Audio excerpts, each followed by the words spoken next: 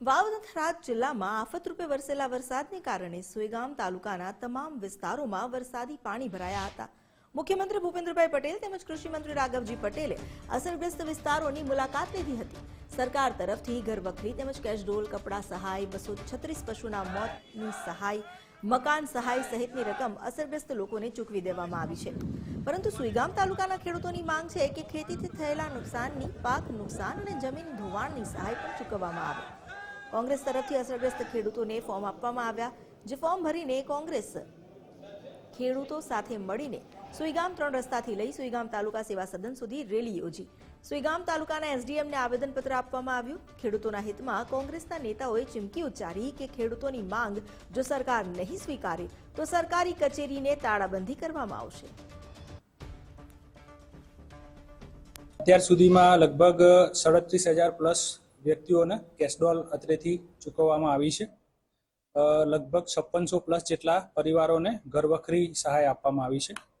લગભગ 4300 પ્લસ જેટલા પરિવારોને કપડા સહાય, 242 પશુઓની મૃત્યુ સહાય ચૂકવવામાં આવી છે અને 169 જેટલા મકાન સહાય અત્રેથી ચૂકવવા માટેના જે કંઈ ચેક અને જે કંઈ છે એ બેંકની અંદર મોકલી દીધા છે। હવે આ પ્રક્રિયા બેંકમાંથી એના એકાઉન્ટ કે એનું કેવાયસી કે જે કંઈ પણ છે એ ખાતરી કરી અને બેંક દ્વારા એ ચૂકવવાની પ્રક્રિયા હાલ ડીબીટીથી ચાલુમાં છે। હવે આજે આવેદન આપવામાં આવ્યું છે તો અમે પણ એક વખતે ખાતરી કરી લઈએ છીએ કે કઈ બેંકમાં ચૂકવણું થયું છે અથવા તો ચૂકવણાની પ્રક્રિયા ચાલુ છે અથવા તો પ્રક્રિયા બાકી છે।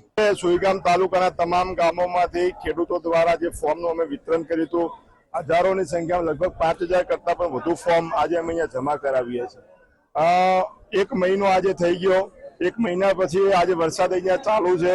અમારે ખેતી નિષ્ફળ ગઈ છે। પાક નુકસાનીના વળતર માટે, જમીનના ધોવાણ માટે, ઘરવખરી, કેશડોલ, પશુઓના મોત થયાની સહાય માટે, જે મકાનો પડી ગયા એની સહાય માટે અને ઘાસચારાના માટે કરીને આજે હજારોની સંખ્યામાં અમે ખેડૂતોએ આવેદનપત્ર આપ્યું છે।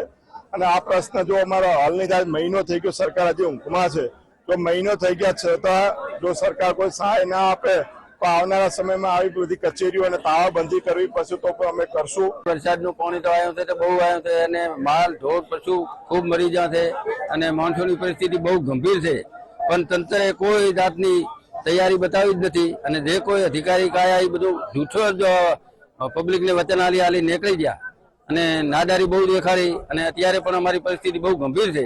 તો સરકારશ્રીને આ બાબતે નોંધ લેવી પડે અને તાત્કાલિક 1 મહિનોથી હજી કોઈ સરકારની જાગૃતિ કે કોઈ ઓલું કર્યો જ નથી। પાકોમાં બાજરી, જુવાર, મગ, તલ, ગુવાર આવા બધા પાકોનું વાવેતર પણ બિલકુલ એરંડા હતા। મગફળી તો ઓછી હતી પણ એરંડા વધારે હતા। બધા પાકોનું નુકસાન થયેલ છે અને પૂરો બરબાદ, અમારો તાલુકો પૂરો બરબાદ ખેતીની દ્રષ્ટિએ થયેલ છે। શું માંગ કરો છો સરકાર પાસે? સરકાર નમાલી સરકાર શું આવવાની?